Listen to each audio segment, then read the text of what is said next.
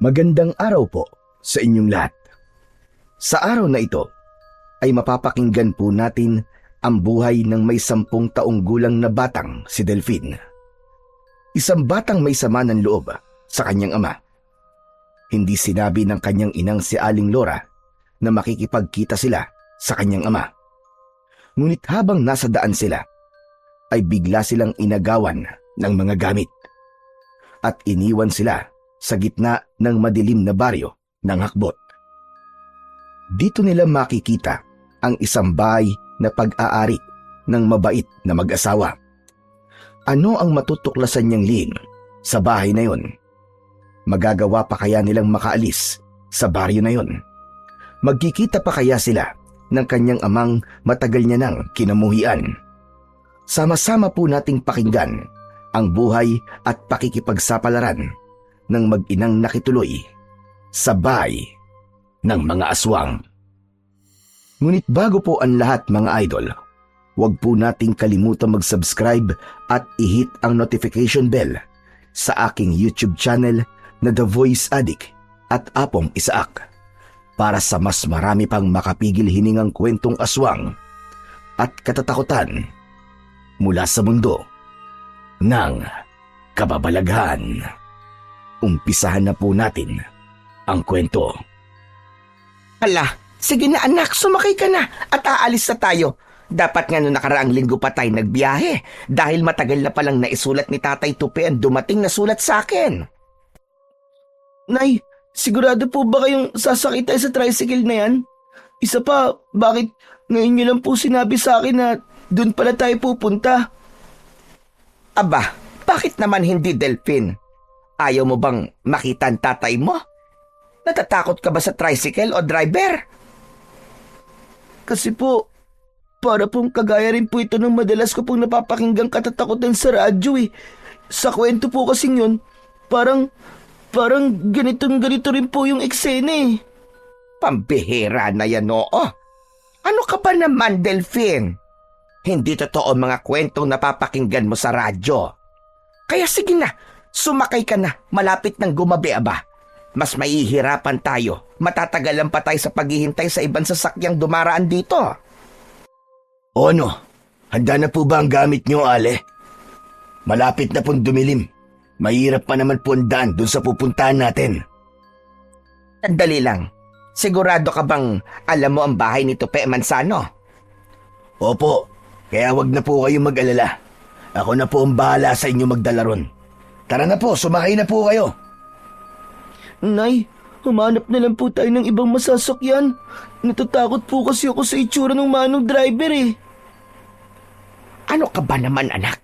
Huwag kang maingay. Baka marinig niya magalit pa siya sa iyo. Bakit ka ba natatakot sa kanya? Dahil ba sa bigote o balahibo niya sa pisngi? Alam mo anak, huwag kang mapanghusga ng tao dahil lamang sa kanyang panlabas na itsura. Kasi naman po hindi ko po maipaliwanag ang nararamdaman ko ngayon, Nay. Basta, parang nag-aalala po ako na parang natatakot. Ewan, hindi ko po talaga maintindihan. Mukhang hindi nga po siya sigurado sa baryong pupuntahan natin eh. Di niyo po ba napapansin? Ay, nako, bata ka. Itigil mo na nga yan. Mukha namang mabait ang tao eh. At wala akong nakikitang masama sa itsura niya. Kaya tara na, sumakay ka na. Nakakahiya sa lalaki naghihintay siya sa atin. Kung ayaw mong sumakay, bahala ka. Sige ka, talagang iiwan kita rito. Gusto mo ba yon? Aba Nay, syempre ayoko pong iwan niyo ako rito. Kaya nga tara na. Huwag ka nang masyado mag-alala. Lahat na lamang ng nakikita mong ibang tao kinakatakutan mo. Pambihira kang bata ka. Akin na nga ang bag mo. At nandyan ang pamasahin natin, baka mamaya makalimutan mo pa yan. Wala nang nagawa ang may 10 taong gulang na batang si Delphine nang hawakan siya sa kamay ng kanyang ina na si Aling Laura. Pumasok sila sa loob ng bagong tricycle at naupo sa upuang gawa sa malambot na kutsyon. Malinis naman ang loob ng sasakyan, kaya hindi niya maipaliwanag kung bakit gano'n na lamang ang kaba sa kanyang dibdib. Mahigpit ang pagkakakapit niya sa braso ng kanyang ina. Nanlalamig din ang kanyang mga kamay na hindi mapakali sa upuan. Maya-maya pa ay naghari na ang katahimikan sa loob ng kanilang sinasakyang tricycle. Palakas ng palakas ang kabog sa dibdib ni Delfin habang pinagmamasdan ang itsura ng lubak-lubak na kalsadang dinadaanan nila. Tahimik ang paligid. Kakaiba ang katahimikang nagpapabigat sa kanyang dibdib. Ang mga bahay kubo ay nakahilig. Tila hindi pantay ang mga poste. May ilan pang nababalot ng gumagapang na damo at mga bintanay nakasara. Ngunit alam niyang wala nang nakatira. Isang baryong nakatiwangwang ang nakikita niyang itsura sa lugar. Sa gitna ng baryo ay may matandang punong balete. Ang ugat nito ay nakakalat sa lupa.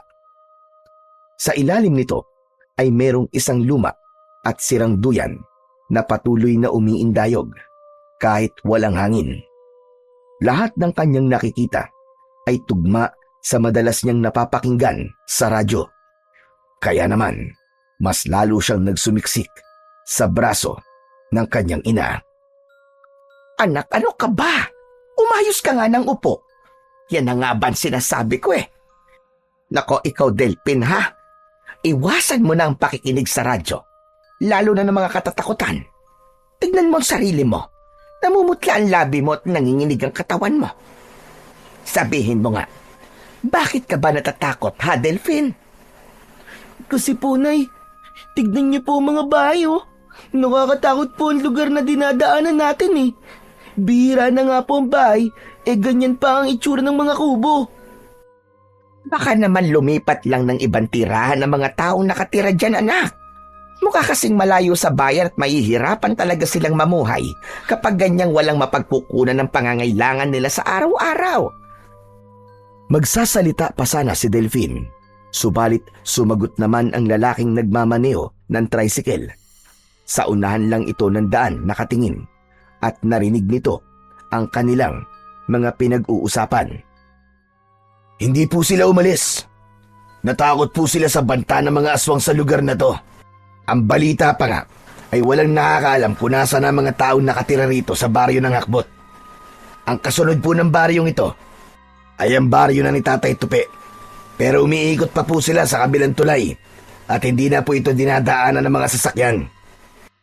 Pero, bakit dito mo kami dinaan? Para po hindi sayang sa gasolina. Totoo po ang sinasabi ko tungkol sa mga aswang. Kaya nga po, matagal nang inabandona ng mga tao ang baryong ito. Nay, di ba po tama ako? Nakakatakot po talaga ang lugar na to. Pero bakit po niya dito tayo dinaan? Nay, sige na, tara na, bumaba na po tayo, Nay. Hay nako, hindi naman totoo ang sinasabi ng lalaking yan. Tinatakot lang niya tayo dahil alam niyang nag-aalala ka. Saka kung bababa tayo, abay delikado dahil malapit ng dumilim ang paligid. Oo nga naman, tama ang nanay mo. Tayong mga lalaki dapat matapang at palaban. Hindi ka dapat nagpapakita ng takot, lalo na sa mga aswang. Kasi may kasabihan dito sa amin, kung sino raw ang takot, yun daw talaga ang madalas na pagpakitaan ng mga aswang. Nay, narinig niyo po yun? Hindi po siya nagbibiro. Nagsasabi po siya ng totoo tungkol sa aswang. Sus, ikaw talagang bata ka. Tama na nga yung aswang-aswang na yan. Malayo pa ba tayo sa bahay ni Tatay Tupi? Tinatakot mo naman ng bata eh. Nako, hindi ko po ba nasabi sa inyo? Mamayang madaling araw po tayo makakarating sa bahay nila. Bali, parang renta po ang ginawa niyo sa tricycle ko kanina. Kung maghihintay pa po kasi kayo ng ibang masasakyan, aabutin po kayo ng siyam-siyam dahil hindi na po sila pumapasada dito. Ako lang po nagtsatsaga sa paghatid sa mga pasahero dito. Diyos ko naman! Bakit ngayon walang sinabi? Pambihira ka. Teka, bakit ba hindi sila pumapasok sa lugar na to? Mukha kasing masyadong liblib ang baryo na to. Tapos, malalim pa mga bangin. Alam niyo po, takot po kasi ang mga pasahero sa holdapper na katulad ko. Pagkasabi ng lalaki nun, ay bigla nitong itinigil ang sasakyan sa bahagi ng kalsada na madilim na at maraming nagtataasang mga puno. Walang katao-tao sa bahaging yun. Sabay bunot ng kutsilyo sa bewang nito at itinutok yun sa kanila. Si Delphine, na hindi nakapagsalita, ay biglang nanginig sa takot habang titig na titig siya sa nandidilat na mga mata ng lalaking sa tingin niya ay edad na 25. Baba! Bumaba kayo ng tricycle! Iiwan nyo mga gamit nyo! Pati na yung daladala mong bagali! Ano? Hindi mo mabibitiwan ng bag mo? O gusto mong patayin ko na lang kayo rito, ha? Huwag naman. Maawa naman po kayo sa amin ng anak ko, Manong. Huwag niyo kaming sasaktan. Ibibigay na po namin ang bag namin. Bilisan nyo! Wala kayong ititira at wala kayong dadaling gamit sa pagbaba nyo! Maawa naman po kayo sa amin. Wala po kami pera para makaalis dito. Aba, problema mo na yon. Ang mahalaga, may makakain ang pamilya ko. Bilisan nyo nang bumaba. Baka magbago pa ang isip ko. Tuluyan ko pa kayong paslangin dito. Alalahanin nyong walang makakatulong sa inyo dito. Sige na! Tila hindi maihakbang ni Delphine ang kanyang paa pababa ng tricycle. Lalo pa at ramdam na ramdam niya ang panginginig sa kamay ng kanyang ina. Wala sa kanilang natira ni isang gamit sa kanilang mga dala. Pagbaba nila ng tricycle ay pinaharurot na ng lalaki ang tricycle nito. Naiwan silang dalawa ni Aling Lora na nakatayo sa gilid ng kalsada at nahabol na lamang nila ng tingin ang papalayong tricycle hanggang sa tuluyan na itong naglaho sa kanilang paningin. Dismayadong napaupo na lamang sa gilid ng kalsada ang nanay niya. Naiiyak na nakasabunot ang kamay sa buhok nito. Habang si Delphine naman, iginala ang paningin sa paligid. Para silang nakakulong sa silid na walang katao-tao. Tanging ang maliwanag lang na sikat ng buwan ang nagsisilbing liwanag sa kanilang kinatatayuan. Naluluwang napaupo na rin si Delphine sa tabi ng kanyang ina na si Aling Lora. Diyos ko, anak. Patawarin mo si nanay, ha? Hindi ako nakinig sa nararamdaman mo kanina. Mabilis kasi ako nagtiwala sa lalaking yon. Paano na ngayon yan? Natitiyak kong mag-aalala sa atin si Tatay Tupe kapag hindi pa tayo nakarating sa kanila. Nay, bakit po ba kailangan pa nating umuwi sa bahay ni Lolo Tupe? Para saan pa po? Pwede ba, Delphine? Huwag na muna natin pag-usapan yan. Diyos ko, bakit ngayon pa? Bakit ngayon pang nangyari sa atin to? Kung kailan na kailangan nating makita ang tatay mo. Paano po ba si tatay? Bakit po tayo nagmamadaling umuwi sa bahay ni Lolo Tupe? Ang kulit mo naman eh. Hindi ba't sinabi ko naman sa'yo bago tayo nagbiyahe sa baryong to? May malubhang sakit si Ardo, ang iyong ama. Gusto niya tayong makita bago man lang siya mamatay. Hindi alam ng tatay mo na uuwi tayo. Pero ganito pa ang nangyari sa ating dalawa. Hindi alam ni Delphine ang tungkol sa sakit ng kanyang ama. Hindi naman siya apektado sa mangyayari sa kanyang ama dahil 1 buwan pa lang siya sa loob ng tiyan ng kanyang ina ay inabandona na sila nito. Ni singkunduling na panggastos ni Aling Lora para sa panganganak nito ay wala itong naibigay. Sinolo ng kanyang ina ang responsibilidad na dapat sana ay pinagtutulungan ng mag-asawa. Kaya siguro hindi sinabi sa kanya ni Aling Lora ang tungkol sa sakit ni Mang Ardo dahil hindi naman siya interesadong makita pa ang kanyang ama. Galit siya sa ginawa nitong pang-iiwan sa nanay niya. Maya-maya pa ay naisipan ni Aling Lora na tumayo at hawakan sa kamay si Delphine. Sandali, Nay. Saan po tayo pupunta? Hindi ko alam, anak. Pero baka may bahay rito na pwede nating mahihingan ng tulong. Nay, Nakakatakot po talaga tong lugar na to. Ayos lang po sana kung araw tayo napunta rito eh. Pero kapag gabi na po, baka marami na pong mga aswang ang nakaabang sa atin dito, Nay. Baka kainin po tayo. Ay nako, Delphin, ano ka ba? Naiirita na ako sa kakasabi mo ng aswang. Tingnan mo tuloy ang nangyari sa atin. Bawasan mo nga muna, Delphin, ang pagiging matatakutin mo. Hindi na nakakatuwa. Hindi ako makapag-isip ng maayos. Hindi na sumagot si Delphin sa sinabing yun ng kanyang ina. Sa isip niya ay wala sila ngayon sa lugar na yun kung hindi nila pupuntahan ang kanyang ama. Nagsimula na silang bagtasin ang daan papunta sa dulo ng kalsada. Tila nabibingi si Delphin sa lakas ng kabog ng kanyang dibdib. Tahimik ang paligid ng mga sandaling yun. Tanging mga huni ng mga kuliglig lang ang naririnig nilang pumupuno sa katahimikan ng gabi. Ang bawat hakbang nila ay tila nakakadagdag sa kilabot na kanilang nararamdaman. Minsan ay napapalingon ang mag-ina sa hulihan ng kanilang daan na tila ba may nararamdaman silang mga nilalang na nakasunod sa kanila. Diyos ko, ano ba yan? Wala man lang akong makitang bahay rito. Ano kayang klaseng lugar ito? Bakit ganito? Nay, napakawalang puso naman po nung tricycle driver na yun. Sana po'y maparusahan siya ng Diyos sa ginawa po niya sa atin. At malakas po ang kutob kong marami na po siyang nabibiktima na katulad natin, Nay.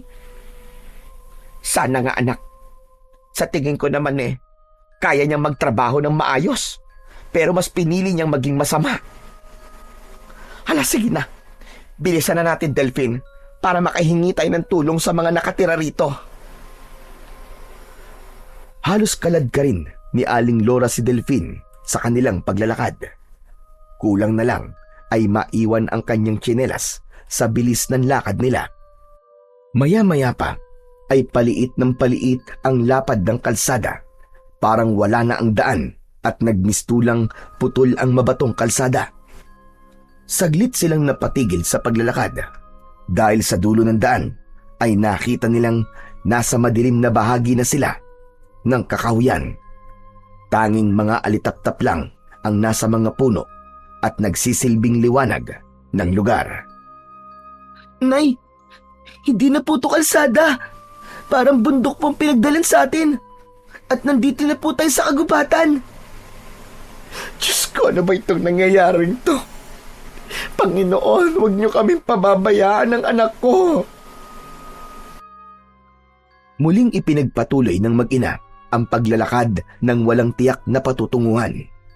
Habang ang mga kabog sa dibdib ay hindi mawala-wala dahil sa labis na takot.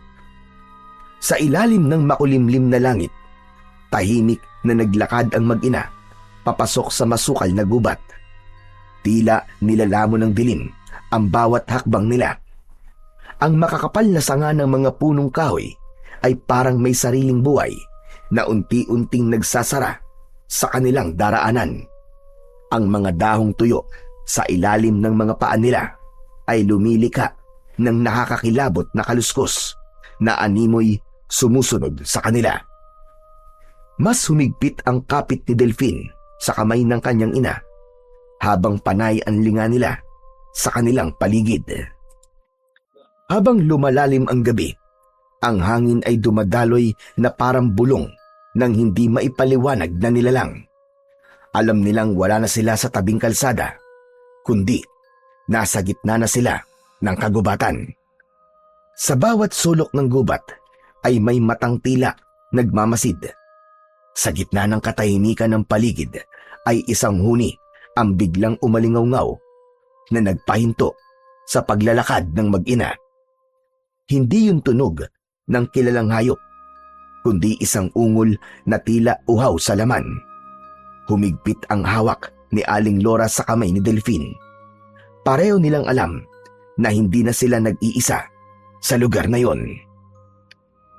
Anak, kahit na anong mangyari, huwag kang bibitiw sa kamay ko. Naiintindihan mo ba, Delphin?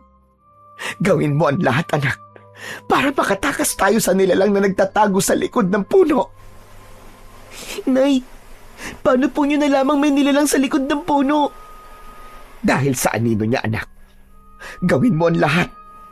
Bilisan mo ang takbo! Hindi inalis ng mag-ina ang kanilang paningin sa punong pinagkukublian ng nilalang na nagtatago sa likod nun, habang ang kanilang mga hakbang ng paa ay paatras palayo sa puno. Ngunit biglang lumabas ang nilalang na yon mula sa nakakatakot na itsura. Ang katawan nito ay balot ng makapal at madungis na balahibo. Nakasayad sa lupa ang buntot nito at ang mga matang mapupula na kumikislap sa ilalim ng liwanag na buwan ay parang nagbabagang apoy na matalim kung makatingin.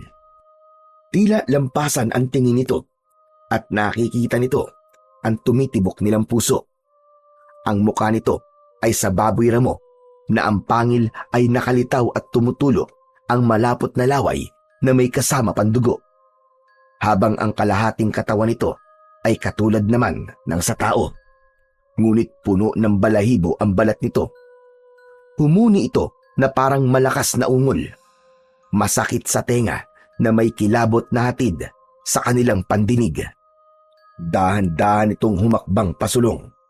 Hindi naglalakad kundi gumagapang, habang ang mga kuko nito lumalagaslas sa lupang basa. Ang hininga nito'y mabigat, parang amoy na nabubulok na laman. At bawat takbang nito ay nagdadala ng malamig na hangin na tila tumatagos sa buto. Lumabas ang pakpak nito sa bumukan likod ng aswang. Sa likod nito ay ang pagaspas ng mga pakpak na hindi akma sa laki nito.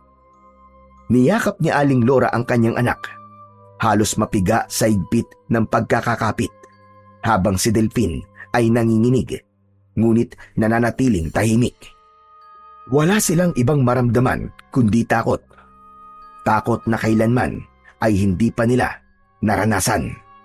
Lalo na nang biglang magsalita ang aswang na mukhang baboy ramo. Salamat! Dahil sa inyo ay meron na akong pagkain ngayon, at dalawa pa. Uunahin ko ang bata. Matagal-tagal na rin ako hindi nakakatikim ng laman ng isang bata. Wag! Wag ang anak ko! Parang awa mo na! Ako na lang ang patayin mo! Patakasin mo na lamang ang anak ko! Nay, hindi po! Hindi ko po kayo iiwan dito, Nay! Kung mamamatay po kayo, ang mabuti pa, mamatay na rin po ako! Pareho ko kayong papatayin at wala na kayong magagawa.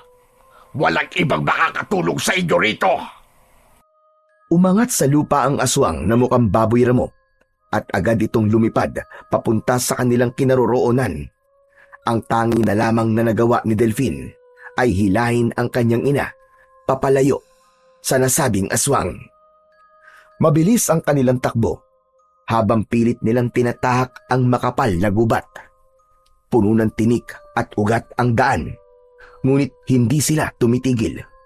Dahil sa likuran nila, lumilipad at humahabol ang isang nilalang na kumikislap ang mga mata. Maingay ang pagaspas ng malaibo nitong pakpak sa impapawid. Umaalingaw-ngaw ang huni nito na nagpalipad naman sa mga ibong natutulog sa sanga ng mga puno ng kahoy. Habol ang hininga na parang hindi lumalapat ang kanilang mga paa sa lupa habang lumilinga sa paligid. Anak, dali! Dito tayo magtago sa halaman. Bilisan mo, Delphine! Baka makita niya tayo! Pero Nay, ang naririnig ko po sa radyo dati, malakas daw po ang pang-amoy ng mga aswang. Baka po makita rin po niya tayo dito, Nay, pag dito po tayo nagtago. Pero anak, saan naman tayo magtatago? Kailangan po makahanap tayo ng ilog para hindi po niya tayo masundan. Yung amoy po natin, Nay, yun po ang susundan niya. Diyos ko po, saan naman tayo hahanap ng ilog dito, anak? Sinikap ni Delphine na pakalmahin ang loob ni Aling Lora. Tila nawawala na sila ng pag-asang makakatakas pa sila sa kamay ng aswang na humahabol sa kanila. Maya-maya pa ay naisipan nilang tumakbo na lang sa kakahuyan na may maraming nakatanim na puno. Habang ang paghampas ng hangin sa kanilang muka ay tila isang hudyat na kailangan pa nilang tumakbo ng mas mabilis. Nagulat si Delphine sa muli niyang paglingon sa kanilang likuran. Ay pasadsad na bumaba sa lupa ang aswang para sana dagitin ang kanyang ina. Agad niyang naitulak si Aling Lora kaya siya ang tinamaan ng matutulis nitong mga kuko. Bumaon yon sa kanyang braso at bumulwak ang dugo mula sa sugat niya. Mas lalong naging agresibo naman ang nilalang sa pagsugod sa kinaroroonan ni Delphine. Hindi kayo makakatakas sa akin. Huwag niyo na akong pahirapan. Wala naman kayong magagawa. Hindi na kayo makakaalis ng buhay sa baryong ito. Dahil hindi ko hahayaang malaman ng ibang tao ang tungkol sa akin. Humarang ang aswang sa unahan ng kanilang daan. Mabilis na bumangon si Aling Lora para lumapit sa anak. Nang maramdaman ni Delphine ang kanyang ina, ay muli silang tumakbo papalayo rito. Pero hindi na sila hinabol ng aswang. Nanatili itong nakatingin lang sa kanila. Para bang kampante itong mahuhuli silang mag-ina. Ilang sandali pa ay nakaramdam na ng pagod si Aling Lora. Kaya pansamantala ay nagpahinga sila sa ilalim ng puno. Habol ang hininga na walang gustong magsalita. Habang si Delphine ay patuloy na pinakikiramdaman ang paligid. Diyos ko, hindi ko sukat akalain na mangyayari sa atin to, anak. Panginoon, tulungan mo kami. Anak, hindi talaga tayo tinatantanan ng aswang na yun. Wala na po siya, Nay. Mukhang napagod na po siya sa pagsunod sa atin. Sana nga, Delphine, sana nga. Sana'y makaligtas tayo sa lugar na to. Nang makapagpahinga ang mag-ina at wala na silang naririnig na ingay sa paligid, pati na ang pagaspas ng pakpak sa impapawid, ay saka lang sila na panatag ang loob. Hindi nila alam kung nasaang lugar na sila. Ang mahalaga ay wala nang humahabol sa kanila. Nagpatuloy na sila sa paglalakad, kaya natanaw nila ang isang malaking bahay na gawa sa kahoy. Bigla namang gumuhit ang sakit sa sugat ng braso ni Delphine. Kaya naman, tinakluban niya yun ng kanyang palad. Anak, masakit ba? Konting tiis na lang, anak. Magagamot din natin yan. Ayos lang po ko, Nay. Mababaw lang naman po ang sugat sa braso ko. Nay, sa bahay po niyo, no? Nakabukas po ang ilaw mula sa lubang kasera. May bahay po. May mahihingan na po tayo ng tulong, Nay. Sandali lang, anak. Parang natatakot na ako magtiwala ulit. Hindi ko kayang humingi sa kanila ng tulong. Pagmasdan mo naman ng bahay nila, parang ang hirap namang paniwalaan na may bahay sa gitna ng gubat na to. Sumunod si Delphine sa sinabi ng kanyang ina. Pinagmasdan na muna niya ang itsura ng malaking bahay. Ang kahoy nitong dingding ay makintab at makinis. May mga bintanang bilugan na may mga kortinang kulay puti na sumasayaw sa ihip ng hangin.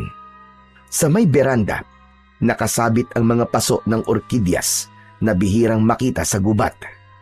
Ang amoy naman ng kampupot at ilang-ilang ay nagmistulang pabango sa paligid ng bahay. Sa isip ni Delphine ay sapat na yun para malaman na hindi aswang ang nakatira roon. Ngunit sa likod ng kagandahang yun, may hindi maipaliwanag na bigat ng presensya ang bahay. At bagamat bukas ang pinto, walang tunog mula sa loob. Tanging tunog ng sariling hininga ang maririnig. Nay, sa tingin ko po, kaya mabigat po ang pakiramdam natin sa bahay na yan ay dahil dito po nakatayo sa gubat. Nay, subukan po nating lumapit at tumingi po ng tulong sa nakatira sa bahay. Tara po. Kung sa bagay, anak, malay mo naman talaga na matutulungan tayo ng taong nakatira sa bahay na yan. Subukan natin. Tara, Nay. Ang bango nga po ng mga bulaklak ko at halos mabalot po ng halaman ng buong bahay. Parang mayaman pong nakatira kahit gawa lang po sa tabla ng kahoy.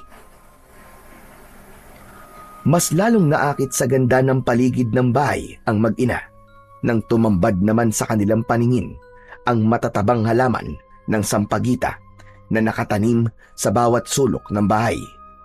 Parang nasa paraiso sila ng mga sandaling yun.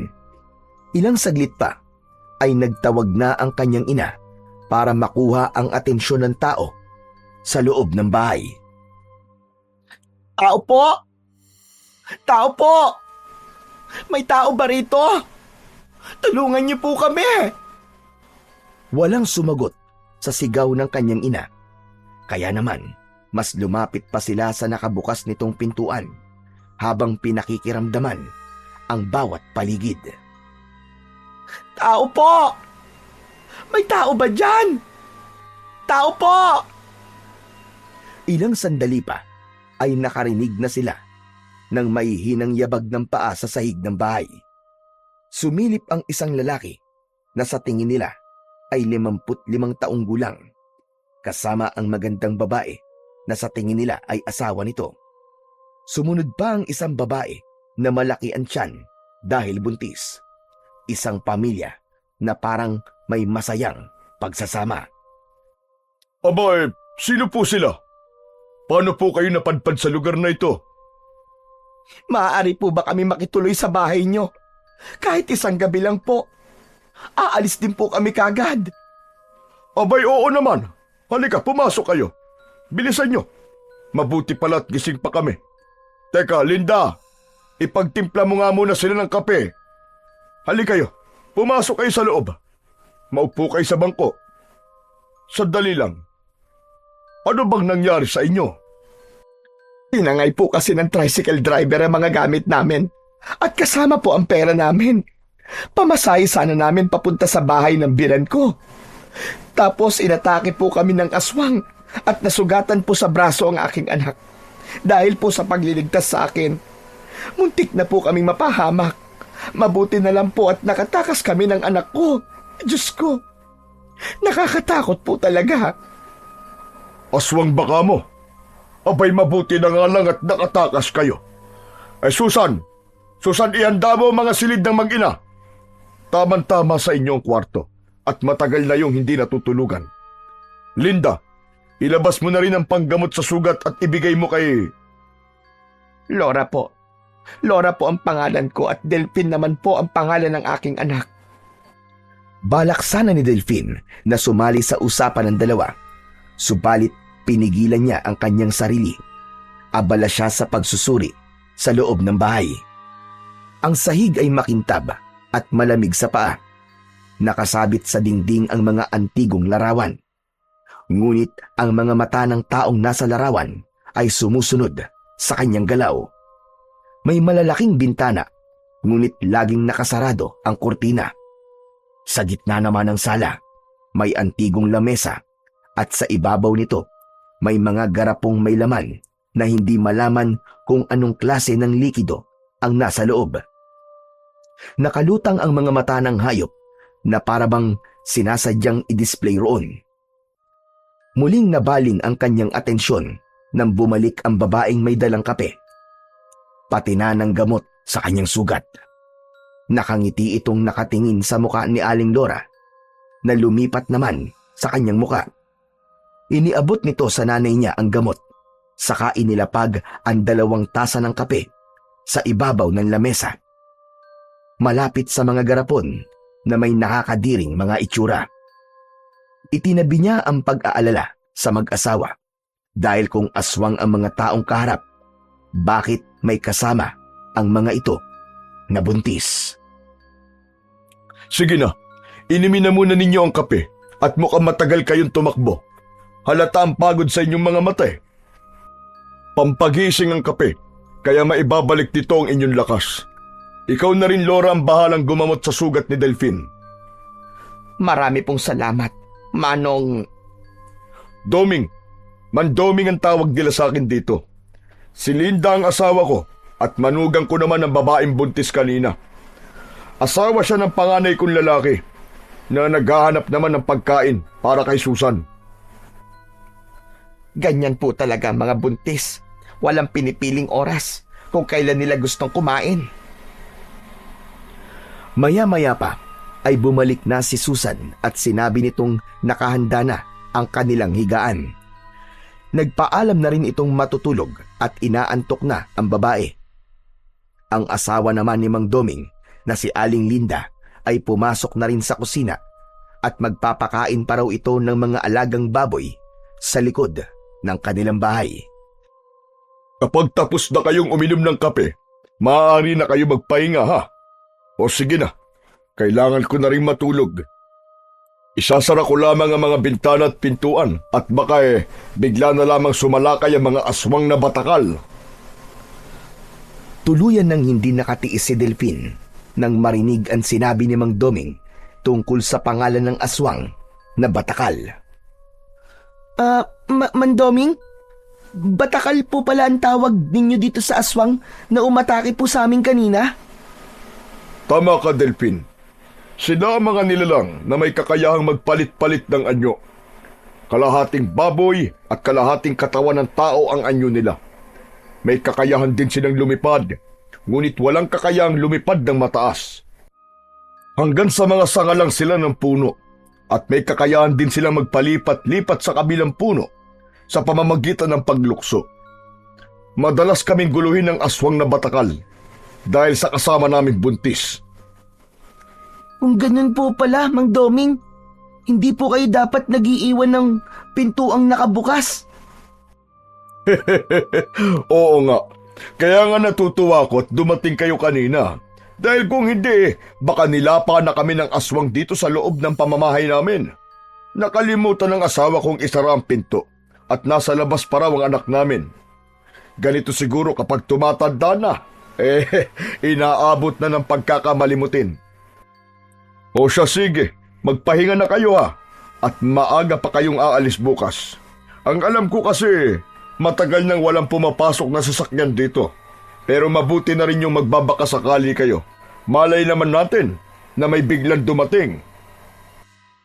Bumundol ang kaba sa dibdib ni Delphine dahil paano nga kung wala silang masakyan at kailangan pa nilang maglakad ng malayo para lamang makarating sa bahay ng kanyang ama.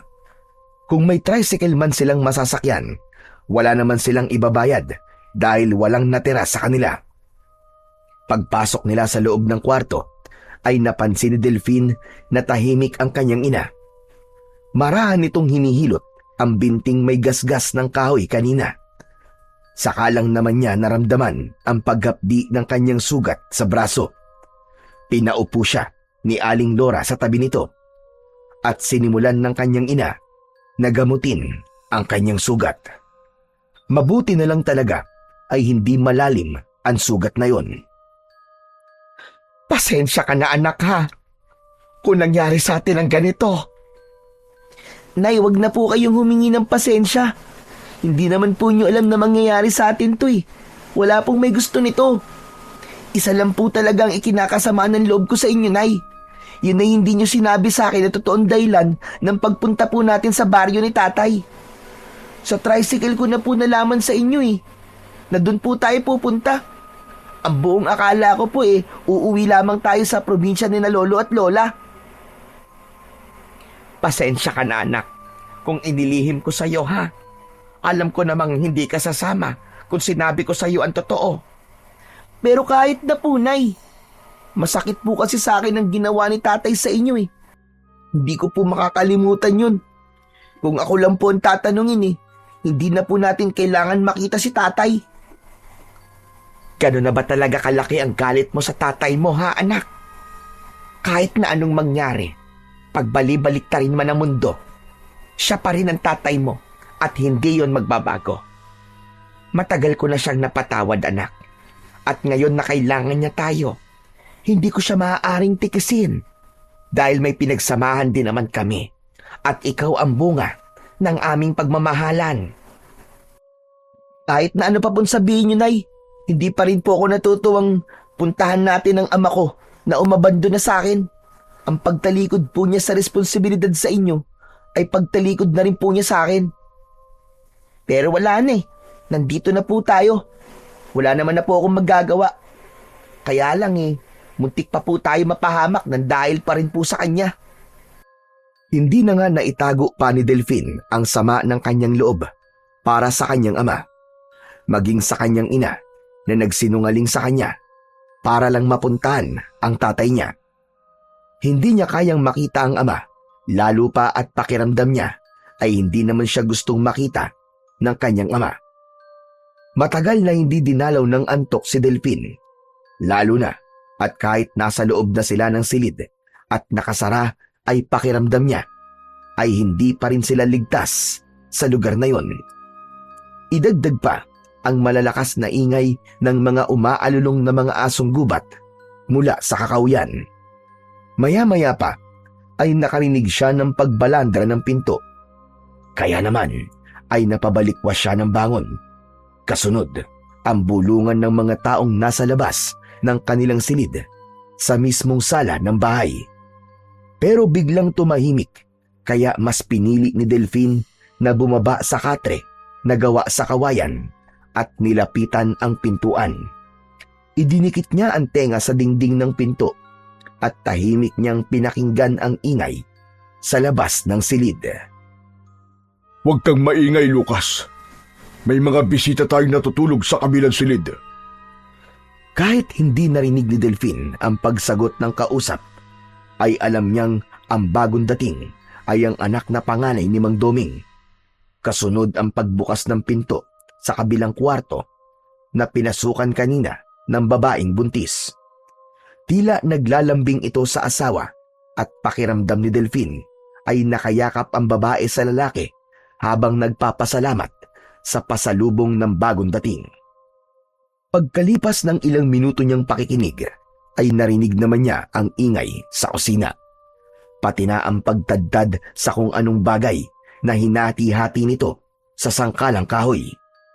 Kahit hindi niya nakikita ang mga kilos ng mga tao sa labas, ay alam niya kung ano ang mga ginagawa ng mga ito dahil natutunan niya yon sa matagal na pakikinig sa mga drama sa radyo. Naghari ang saglit na katahimikan sa pamilyang nasa loob ng kusina. Kasunod ang tunog ng pagnguya na tila sarap na sarap ang mga ito sa kinakain. Bumilis ang tibok ng kanyang puso ng mga sandaling yon, ngunit pinakalma niya ang kanyang sarili, lalo pa at hindi naman siya sigurado sa kung anong klase ng pagkain ang nilalantakan ng mga ito. Dahan-dahan niyang ibinukas ang pinto, pero nagulat siya sa kamay na humawak sa kanyang braso. Wag anak, maling magmatsyag sa kanila dahil baka kung ano pa ang isipin nila. Nakikituloy lamang tayo dito anak, baka nakakalimutan mo. At wala tayong karapatang pakialaman ang kanilang mga ginagawa. Pero Nay, paano po kung mga aswang sila? Imposible yun anak, ano ka ba naman? Ayan ka na naman eh. Imposible yung sinasabi mo. Dahil hindi sila takot sa asin at bawang. Ang mga aswang ay takot sa asin anak. Kaya halika na. Matulog na tayo.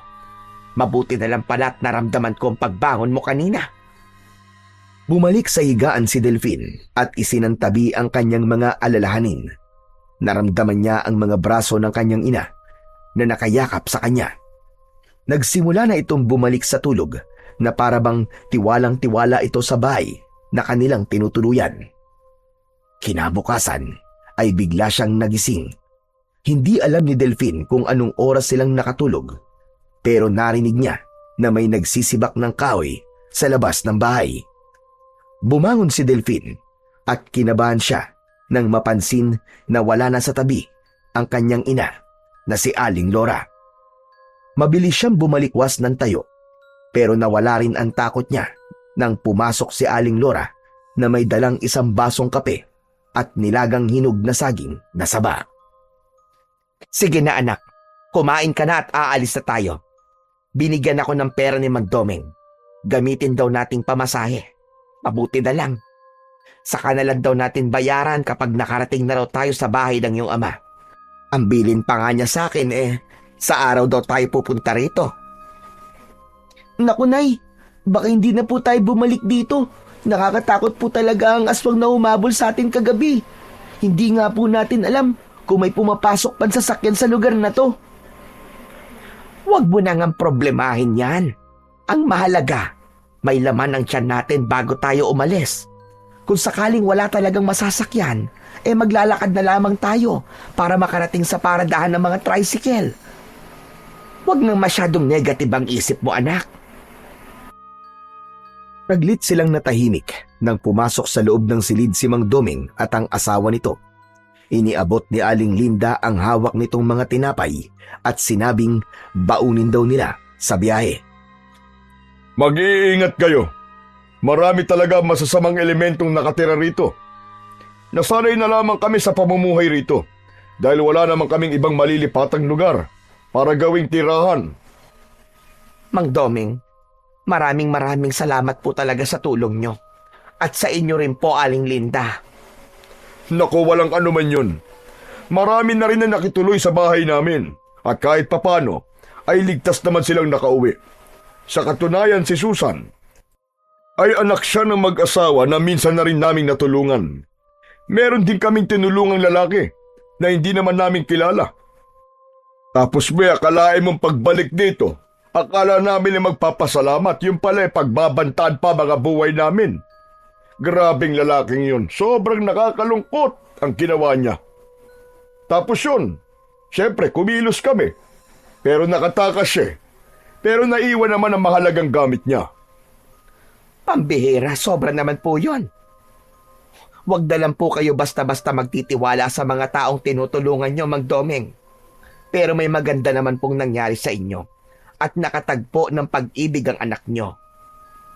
Sige na, at lalabas na muna kami para makakain kayo ng maayos. Mabuti na lang at lumabas na ang mag-asawa sa kanilang kwarto. Kaya nasabi ni Delphine sa ina na kanina pa siyang nakakaramdam ng pananakit ng tiyan at balak niyang magbawas. Kaya naman nagmamadali ang mag-ina na lumabas ng silid at hinanap si Mang Doming para magsabi kung nasaan ang palikuran ng mga ito. Nakita nilang nakaupo ang mag-asawa sa balkonahe. Naku, ganun ba? Malayo pa naman ang palikuran namin dito sa bahay. Doon pa, yun, sa dulo ng daan, sa may malapit sa ilog. Madali lang naman masumpungan yun, dahil malapit lang ang ilog dito. Ang ibig niyo pong sabihin, sa ilog po kayo dumudumi? Naku hindi. May palikuran talaga kami roon. Isang maliit na kubo na gawa sa kawayan. Ayaw kasi ni Linda ang amoy ng palikuran. Madalas na bumabalik ang kanyang sikmura. Nasusuka. O sige na, pumunta na kayo mag-ina sa ilog at baka dito ka pa magkalat. Nay, ako na lang po pupunta sa ilog. Masakit po kasi ang paa niyo, di ba? Dahil po sa mga sugat. Abay, bakit hindi kayo nagsabing may sugat pala kayo sa binti? Halika nga't ipapagamot natin kay Linda. O sige na, Delphine, ikaw na lang ang maghanap sa ilog Wag na wag kang lalayo. Marami nagkalat na sa gubat. Opo, ako na pong bahala, Mang Doming. Salamat po. Nahabol na lamang ng tingin ni Delphine ang papalayong si Mang Doming at Aling Lora hanggang sa makapasok ang mga ito sa loob ng bahay ng matanda. Muli niyang inilinga ang kanyang paningin sa daan na itinuro sa kanya ni Mang Doming. Habang napapatingala siya sa matataas na puno, pati na sa malalagong dahon ng mga kawayan. Idagdag pa ang mga halamang sampagita na maraming bulaklak sa sanga.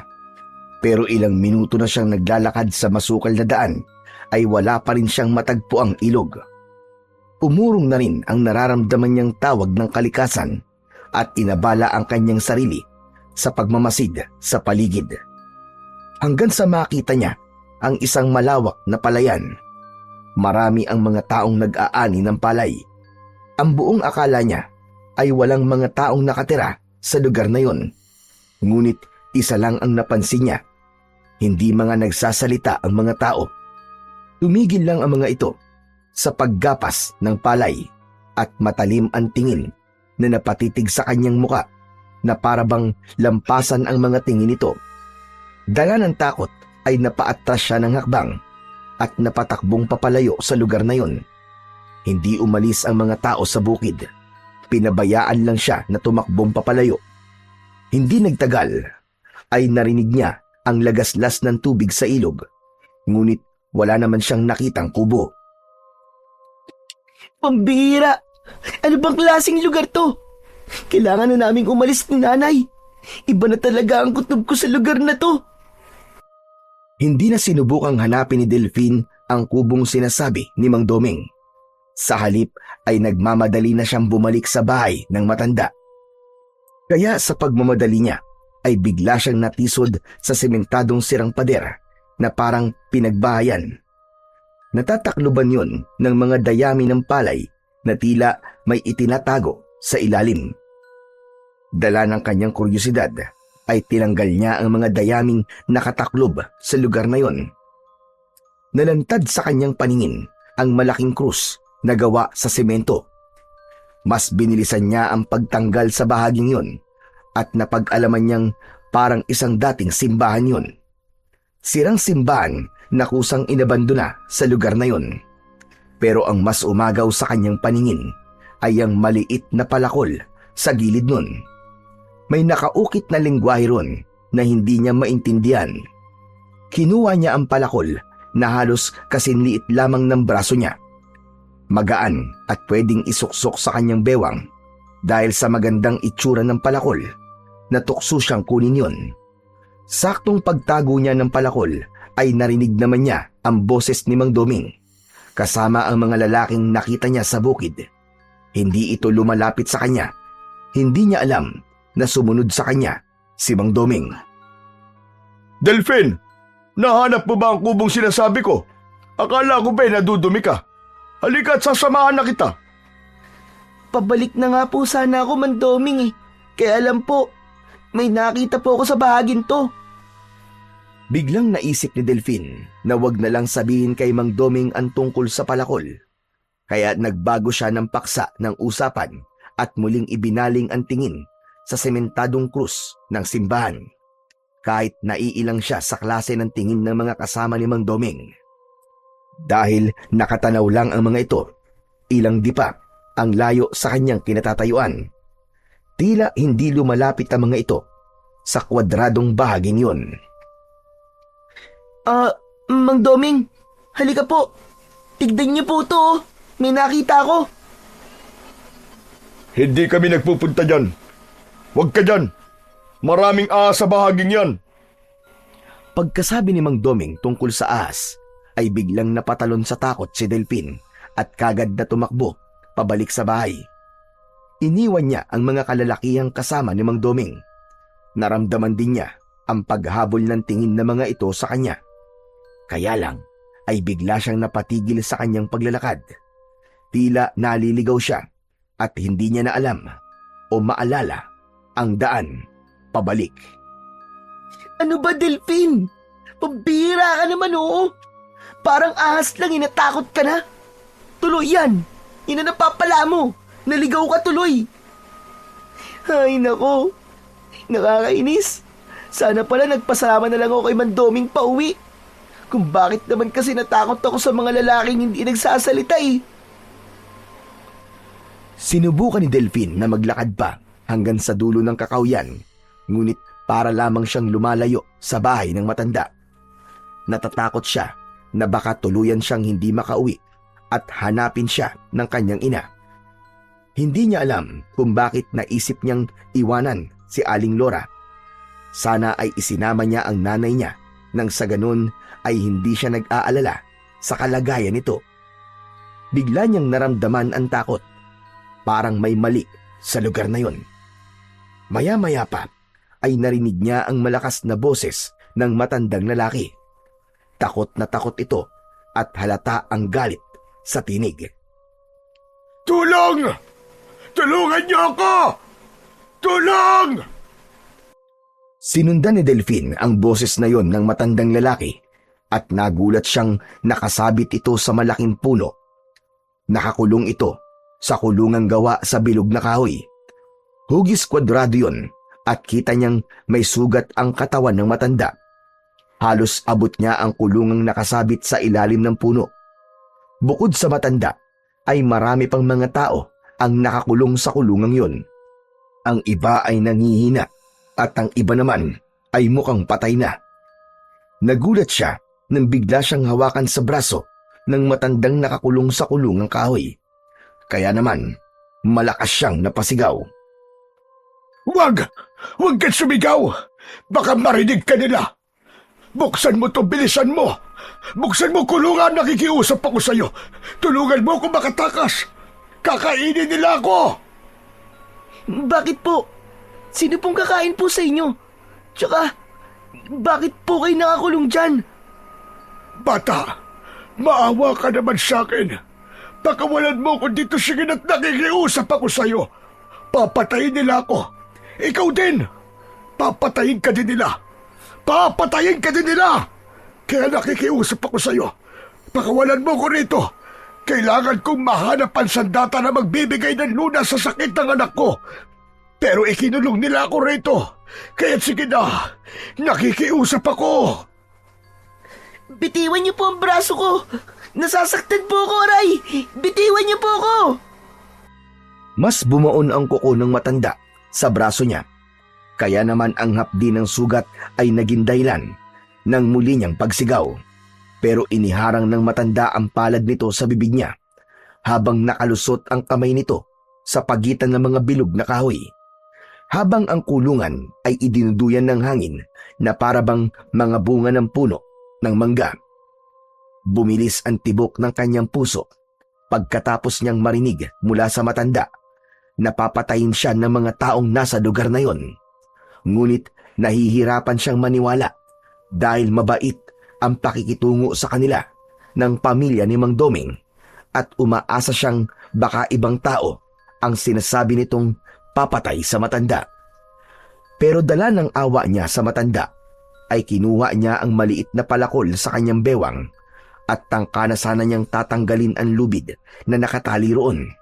Ngunit nagulat naman siya sa boses ni Mang Doming at bago siya humarap sa lalaki ay nagawa na niyang maisuksok pabalik ang palakol sa kanyang bewang. Delfin! Delfin, anong ginagawa mo rito? Lumayo ka dyan! Delikado ang taong yan! Mandoming, bakit po siya nakakulong? Sabi po niya papatayin siya. Pati na raw po ako. Nako, huwag kang maniniwala sa mga sinasabi niyan. Siraulo ng taong yan Pinatay niya ang asawa niya at mga anak. Nakakulong siya dyan dahil walang mga pulis na kukuha sa kanya. Malayo ang bayan dito at kailangan pa namin maghintay ng ilang araw para ipakuha siya sa mga pulis. Halika na, Delphin. Lumayo ka sa kanya. Huwag kang maniwala sa kanila, Delphin. Papatayin nila tayo. Papatayin nila tayo! Halika, Delphin. Bakit ka ba lumapit dyan? Ang lahat ng mga nakakulong dito ay mga taong nakagawa ng kasalanan. Hindi ka dapat nakikipag-usap sa kanya dahil nasisiraan na siya ng ulo. Baka saktan ka niya. Dali na, umalis ka na dyan.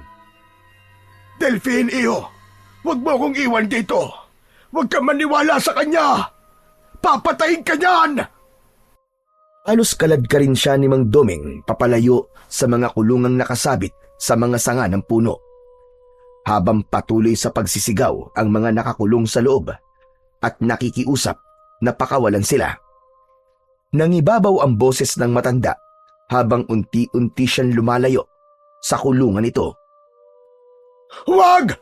Huwag mo akong iiwan dito, bata! Huwag kang maniniwala sa kanya! Tulungan mo ako! Papatayin ka na mga yan! Bilisan mo na, Delphin. Lumayo na tayo rito. Teka po, Mandoming. Kawawa naman po yung matanda. Nahihirapan po siya sa kulungan na yun. Kailangan namin gawin to. Dahil mapanghanib siyang tao. Halos magkasunuran lamang kayong dumating nun. Ipinakiusap lang sa amin ng kamag-anak ng asawang pinatay na matandang yun. Pati na ang kanilang 3 anak ay pinatay rin ng taong yun. Kaya gagawa talaga siya ng paraan para makatakas.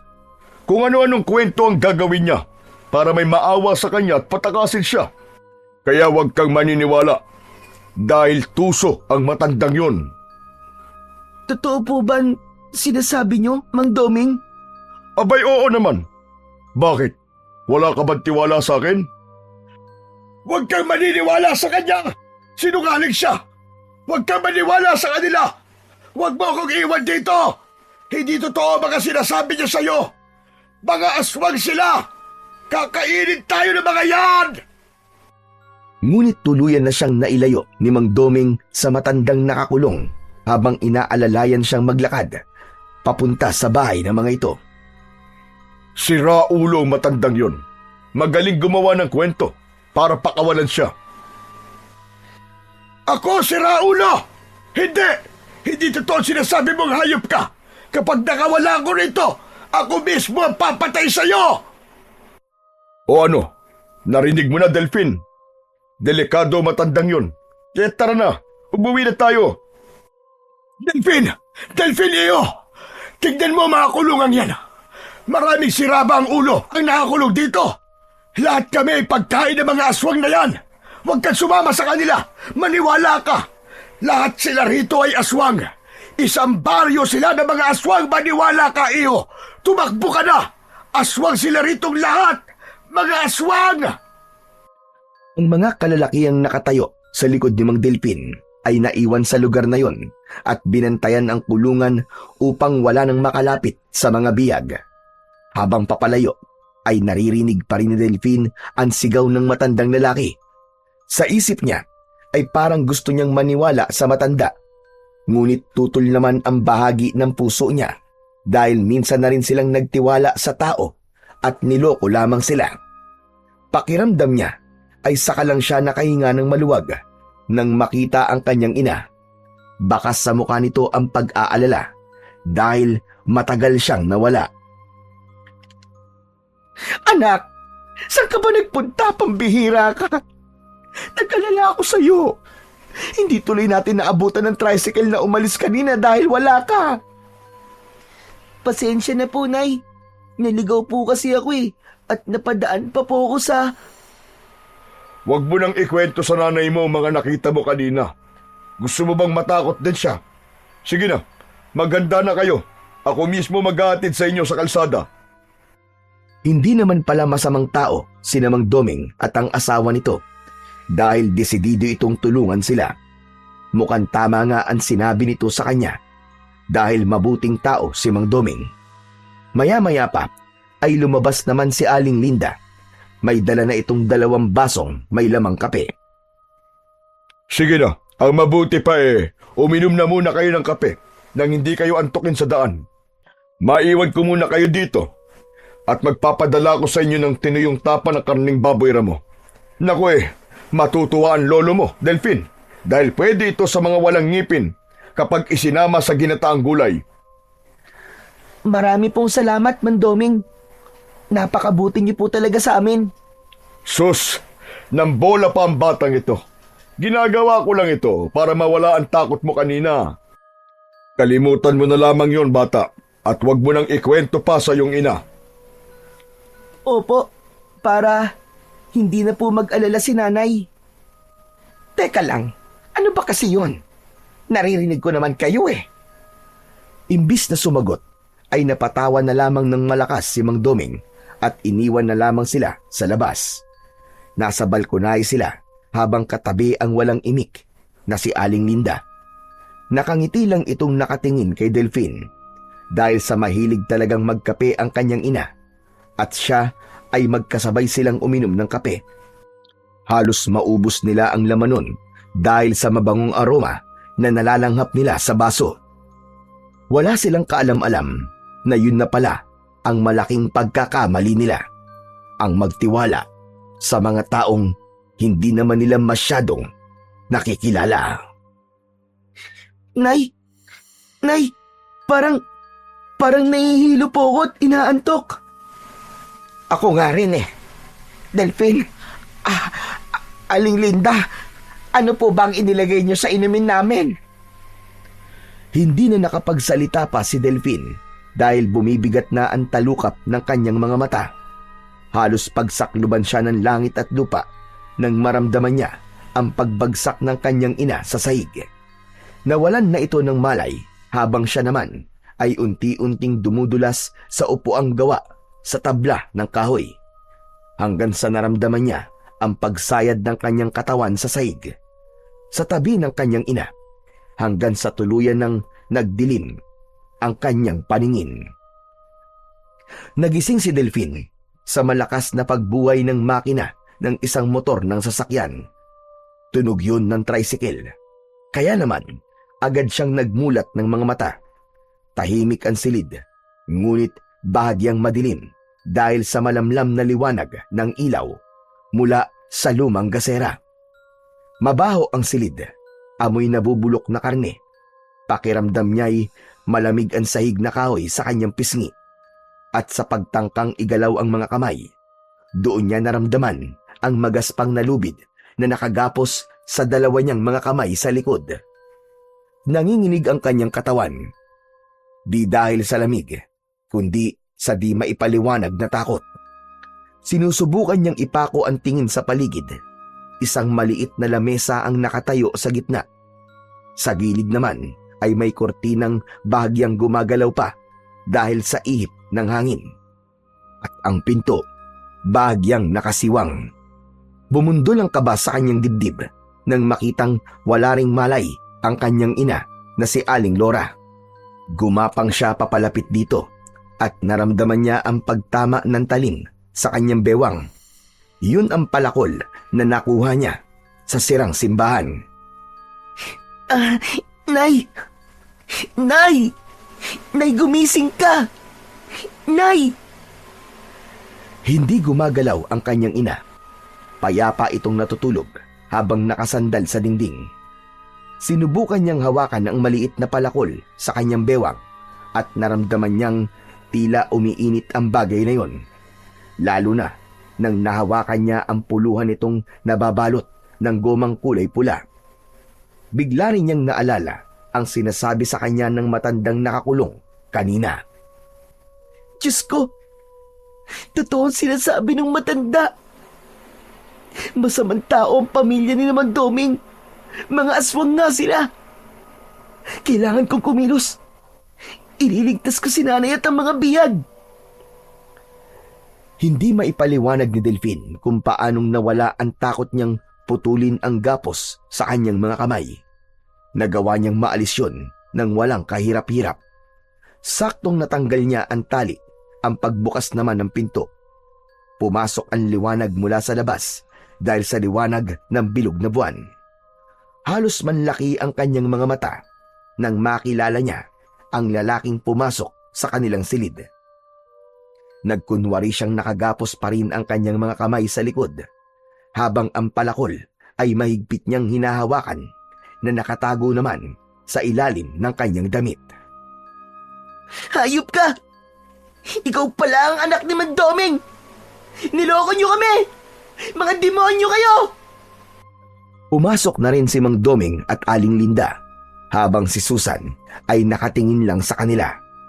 Nakita nila ang mag-asawa na nakangiti na naman na nakatingin sa kanya, habang ang lalaking driver ng tricycle at kumuha ng mga gamit nila ay nakangising yumuko sa kanya. Hinawakan nito ng maigpit ang baba niya, saka tinitigan siya sa kanyang mga mata. Pero nabawi kagad nito ang kamay na tila napaso ito sa kanyang palad. Pero hindi nito pinansin ang naramdamang init sa katawan ni Delphine, dahil mas nangibabaw rito ang tuwa nang makitang nakagapos sila. "O ano? Kumusta, bata?" "Masaya ba ang palabas? Ang galing kong manghuli ng pagkain, no?" Hayop ka! Kung ano man ang mga binabalak nyo, hindi kayo magtatagumpay. Dahil sa oras na makawala ko rito, yun na ang magiging katapusan nyo. Mga demonyo kayo! Wala ka ng pag-asang makatakas pa rito. Dahil mamaya lang, pagpipiestahan na namin ang mga laman loob nyo. Pati na ang mga puso nyo ay bibigay ko sa asawa ko para lumakas ang anak namin sa loob ng tiyan niya. Huwag ka magsalita ng tapos! Dahil ito ang tandaan mo. Sa oras na magkaarap tayo, ako mismo ang pupugod sa mga ulo niyong lahat! Aba, mukhang matapang ka na ngayon na. Samantalang nung sakay ka ng tricycle ko, ay kulang na lang ay maihi ka sa salawal mo dahil sa takot. Sa palagay mo ba, ay makakaalis pa kayong mag-ina sa bahay na to? Nagkakamali ka. Dahil dito na kayo malilibing, kasama ng mga taong nakatira sa baryong na daanan natin. Saka ito tumayo habang humahalakhak ng tawa. Si Mang Doming naman ay tila isang halimaw na nakangisi sa kanya. Para bang sinasabi nitong nahulog sila sa bitag nito. Nakuyom niya ang kanyang kamao sa ilalim ng kanyang damit. Habol niya ng tingin ang papalabas na mag-anak sa kwartong yun. Saka siya nagkaroon ng pagkakataon na lumapit sa kanyang ina na wala pa ring malay habang nakasandal sa dingding. Pero nagulat siya sa biglang pag-angat niya sa sahig na parabang may malakas na puwersang humila sa kanya patayo. Nakita niya ang palakol na binalot ng kulay asul na liwanag. Hala! Ano to? Bakit nagliliwanag ang palakol na to? Mula sa palakol ay kumalat ang liwanag at tinumbok ang taling nakagapos sa kamay ni Aling Lora. Nanlalaki ang kanyang mga matang napatingin siya sa kanyang inang kinakalagan ng tali ng malakas na liwanag. At bumalot yon sa buong ulo ni Aling Lora hanggang sa gumalaw ang katawan nito at nagising. Delphine? Delphine, anak! Anong nangyayari? Nay, wag po kayong maingay. Ikinulong po tayo dito ni Mandoming at anak po niya yung tricycle driver na sinakyan po natin. Nay, modus po nila ang kunwaring magtatangay sa mga gamit ng pasahero nila pero ang totoo, plano po nila ito para gawin po tayong pagkain, Nay. Teka, sandali lang, naguguluhan ako. Hindi kita maintindihan, anak. Ano ba yun? Sabihin mo nga sa akin ang totoo, Delphine. Nay, mga aswang po sila. Aswang po mga taong nakatira sa bahay na to. Maging sa buong baryo, Nay. Isang baryo po sila na halos mga aswang po. Kailangan po natin tumakas. Pupuntahan po natin ang matandang nakakulong sa nakasabit na aula sa malaking puno. Doon po, Nay, sa gubat. Tara na po. Halos buhati ni Delphine ang kanyang ina para lang makaalis sa loob ng kubong yun. Sa likod sila dumaan habang hindi niya binibitiwan ang kanyang palakol.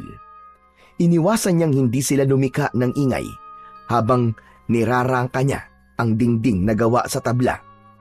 At dahil sa kakaibang lakas ng palakol, walang kahirap-hirap na nasira nila yon.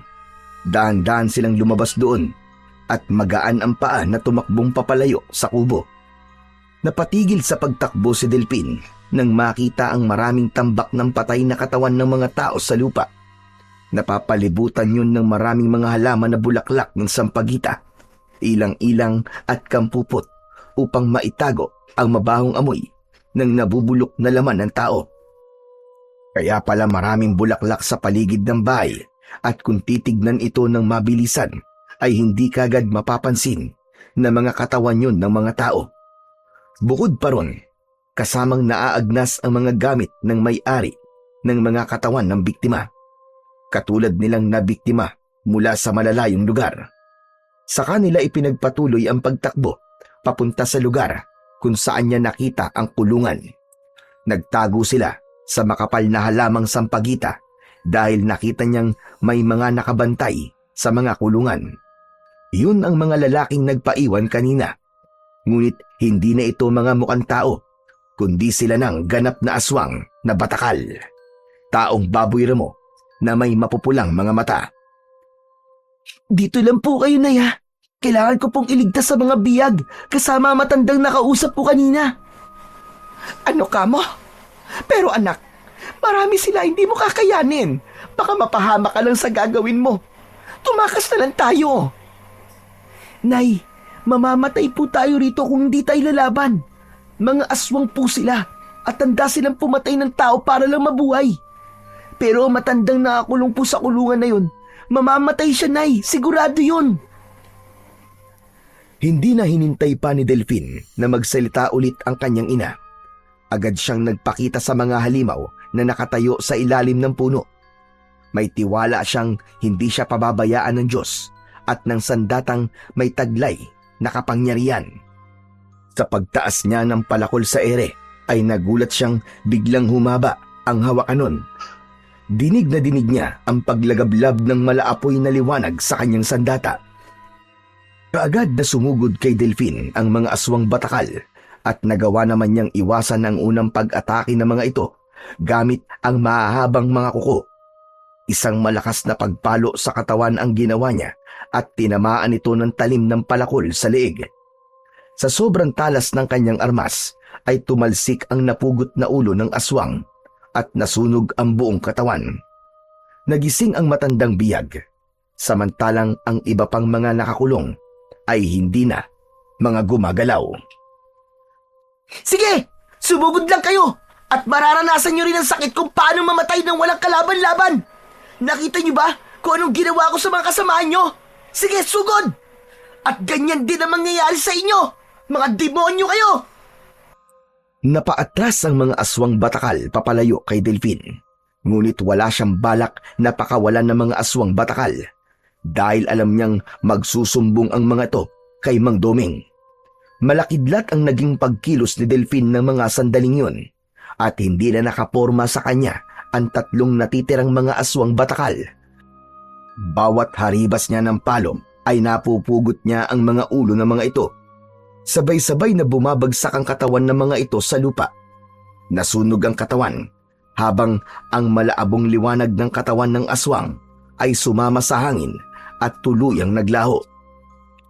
Tumabi po kayo, Lolo, at tatanggalin ko po ang tali sa kulungan nyo. Ililigtas ko rin po ang iba pang mga biyag. Hindi na kailangan, Delphine. Dahil patay na silang lahat. Bilisan mo na, bago pa nila tayo abutan dito. Madali ka!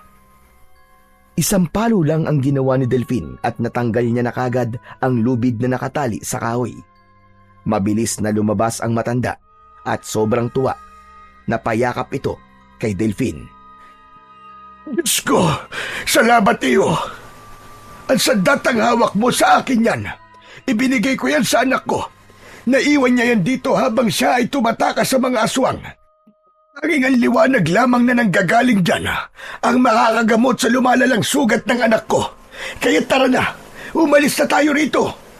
Sandali lang po, Lolo. May kasama po ako. Kasama ko po ang nanay ko. Tumingin si Delphine sa bahaging pinagtataguan ng kanyang ina at lumabas ito sa makapal na halaman. Tumakbo itong mabilis papalapit sa kanila. Kaya lang, napansin niyang nanlalaki ang mga mata ng matanda at nakaawang ang bibig. Nagpalipat-lipat ang tingin nito sa kanila habang may luwa na ang mga mata. Kung ang matanda ay nagulat, mas nabigla naman si Aling Lora. Hindi ito nakapagsalita at tumitig ng matagal sa mukha ng matanda. Kaya naman, binasag ni Delphine ang katahimikan sa pagitan ng dalawa. Nay? Lolo? Magkakilala po ba kayo? Bakit mga ganyan po ang reaksyon nyo? Diyos ko, totoo ba ito? Tatay Tupe, ano pong ginagawa nyo rito? Ha? Tatay Tupe? Kapangalan po ng lolo ko, Nay. Teka. Siya po ba talaga ang lolo ko? Diyos ko, anak. Siya nga ang lolo mo. Siya si Lolo Tupi mo. Lora, anak, mabagin langit. Dito ko kayo natagpuan. Diyos ko, ang apo ko. Wala akong kalam-alam na nandito rin kayo. At ang palakol ng Tatay Ardo mo, ikaw rin ang nakakuha niyan. Mapagbiro po talaga ang tadhana. Dito pa tayo nagkita.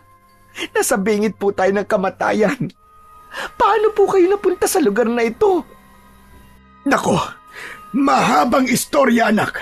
Kailangan na muna nating umalis dito. Tara na, magmadali na tayo.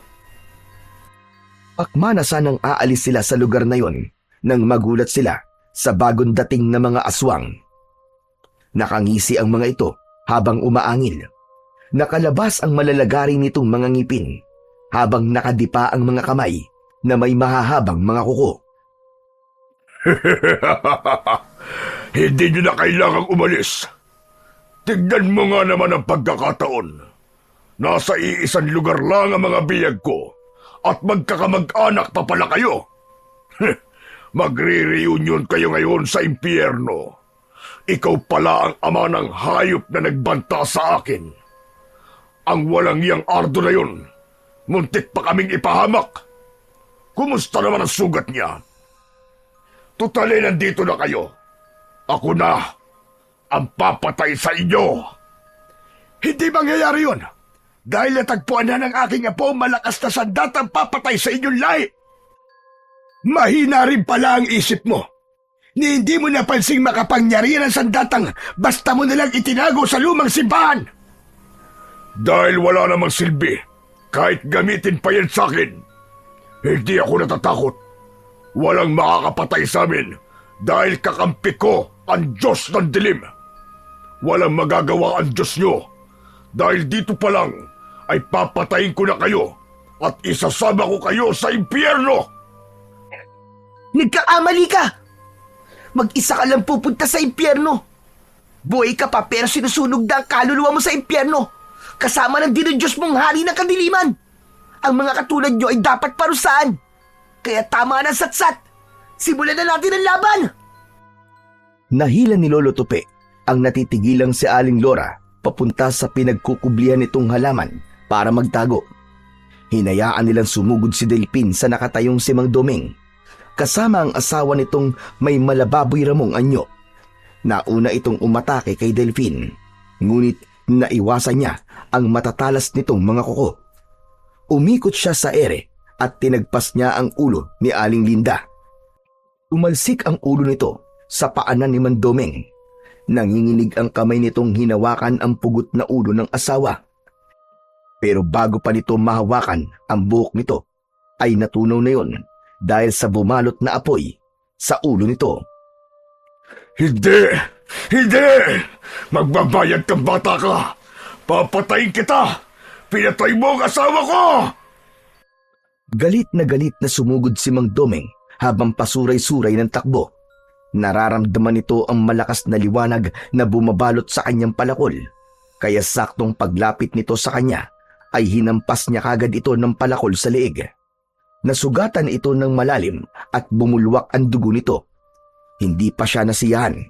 Isang mataas na pagtalon ang ginawa niya at ubod lakas niyang itinarak ang talim ng palakol sa ulo nito. Sakto sa bunbunan. Bumulwak ang masaganang dugo at tumalsik pa yun sa kanyang muka. Nagkikikisay itong nakahiga sa lupa habang pilit na tinatanggal ang palakol sa bunbunan. Ngunit hindi nito mahawakan ang puluhan na parabang napapaso ito sa sandata niya. Kulang pa yan sa lahat ng mga buhay na kinuha nyo. Ito na ang katapusan ng mga lahi nyong mga aswang na batakal. Ngayon, malulusaw ang inyong katawan dahil sa liwanag na taglay ng palakol na yan. Ang boses sana ni Mang Doming ang maririnig niya para mag-iwan ng banta sa kanya ay nauwi sa pagkulo ng bibig nito dahil sa lumabas na bumubulang likido. Unti-unti itong nalusaw hanggang sa matunaw ang katawan. Saktong naabutan ni Lucas ang eksenang yun, ang pagkalusaw ng kanyang ama, at hindi naabutang buhay ang ina. Mula sa himpapawid ay bumaba ang aswang batakal. Nakilala naman ni Delphin ang itsurang yun ng aswang dahil yun ang nilalang na humabol sa kanila sa kagubatan bago pa man sila makituloy sa bahay ng mga magulang nitong aswang. Kasunod na bumaba ang babaeng buntis na si Susan. Nakalitaw ang malalagari nitong mga ngipin habang umaangil. Si Lucas naman ay galit na may luwa sa mga mata habang nakatingin sa kanya. Sa likod ng mga ito ay ang mga alagad nitong una niya nang nakitang nag-aani ng palay sa bukid. Nakita niya rin ang ibang mga aninong gumagalaw sa likod ng mga puno. At mula sa likod ay sumulpot ang isa pang nilalang na may mahahabang kuko, mapupulang mga mata at amoy na nabubulok na laman ng tao. Nakabuka ang pakpak nito na katulad sa pakpak ni Lucas. Ngunit hindi natinag si Delphine. Tuluyang nagbago ang kanyang pakiramdam.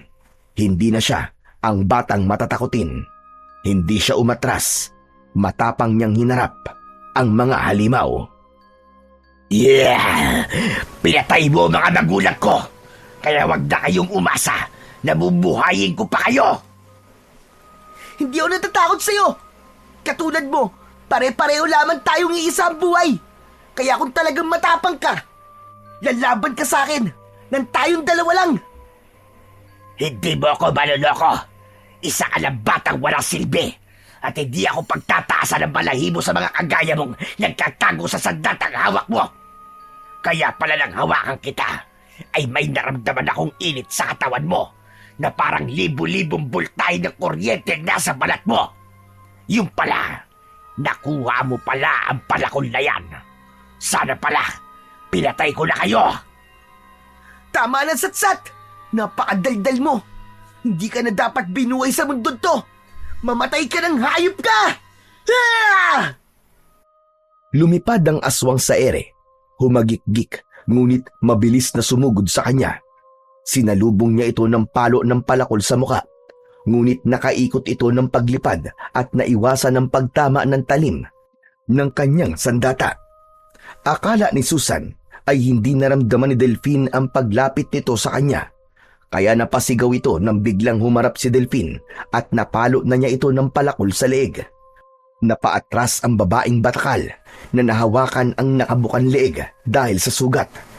Sumambulat ang dugo nito at mula sa ere ay kitang-kita ni Lucas ang nangyari sa asawa. Pumalingaw-ngaw ang sigaw ng halimaw sa buong kagubatan at muling pabulusok na umatake sa kanyang kinaroroonan. Nagawa niyang maiwasan ang pagbaon ng kuko nito sa kanyang dibdib at bumangga si Lucas sa lupang binagsakan nito. Mabilis naman itong bumangon at muli siyang inatake nito gamit naman ang mahahaba nitong pangil. Ang laban ay tumagal, paikot-ikot, salitan ng pag-atake at pag-iwas. Ngunit sa bandang huli, gamit ang mahiwagang palakol, buong lakas na sinigurado ni Delphine na ang talim at liwanag mula sa kanyang sandata ay tatama na sa katawan ni Lucas. Bumaon ang talim sa leeg nito, sabay bunot niya at muling hinampas ang leeg nito gamit ang mahiwagang palakol. Tumalsik ang ulo ng aswang batakal sa ere at maging ang mga alagad nito ay sinubukan na ring tumakas dahil sa labis na takot. Ngunit sa tulong ni Lolo Tupe at Aling Lora, nagawa niyang maabutan ng mga ito na pigil ng dalawa sa kamay. Buong lakas niyang pinugutan ng mga ito ng ulo, kasabay ng paglagablab ng mga katawan nito, kasunod ng pagkalusaw ng katawan ni Lucas. Walang natirang bakas ng mga aswang na batakal sa lupa, habang si Delphine ay hindi pa rin makapaniwalang nagawa niyang talunin ng mga aswang na dati niyang kinatatakutan. Apo, napatay mo silang lahat. Mahusay ang ginawa mo. Ipinagmamalaki kita. Anak, hindi ako makapaniwalang nagawa mong talunin ng mga aswang na batakal. Hindi po tayo pinabayaan ng Diyos, Nay. Lolo Tupe. Tsaka biruin nyo, dito pa po talaga tayo nagkita-kita para wakasan ang paggasik ng lagim ng mga aswang. Hindi ko rin alam na magkikita tayo rito dahil balak ko sanang hanapin ang mahiwagang palakol na yan na minana ko pa sa mga ninuno ko.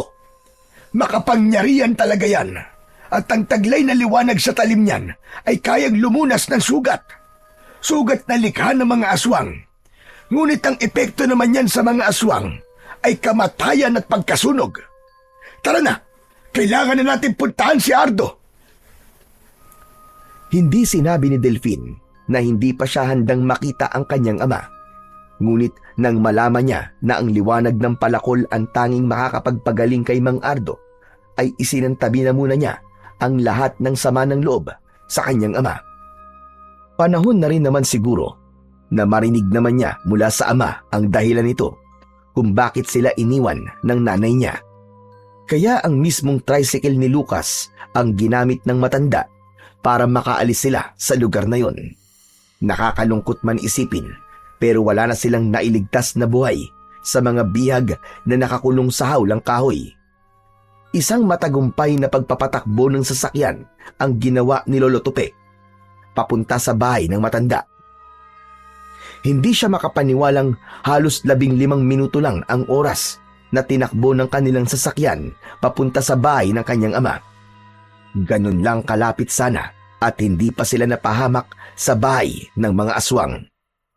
Mabilis na pumasok ang matanda sa loob ng bahay nito. Hawak siya sa kamay na dumiretso sa silid na nakabukas ang pinto. Tumambad sa kanyang paningin ang nakahigang lalaki. Para siyang nananalamin dahil kamukhang kamukha niya ang kanyang ama. Pagkakita sa kanya nito ay wala na itong ibang ginawa kundi ang umiyak na lang ng umiyak. Habang ang malaking sugat nito sa dibdib ay nangingitim na at namamaga. Maitim din ang paligid ng mga mata ni Mang Ardo, halatang hindi ito pinapatulog ng labis na sakit. Naglaho lahat ang galit niya at napalitan ng takot. Takot na baka mamatay ang ama at tuluyan niya nang hindi ito makita. Lumapit siya at pinagmasdan ang sugat nito sa dibdib. Sige na, Apo. Ilapat mo ang palakol sa kanyang sugat at bahala ng liwanag ng sandata para magtanggal sa lason sa kagat ng aswang sa kanyang dibdib. Agad namang sumunod si Delphine sa utos ng kanyang lolo, habang nararamdaman naman niya ang kamay ng kanyang ina sa kanyang balikat. Nanginginig at umiiyak dahil sa labis na pag-aalala.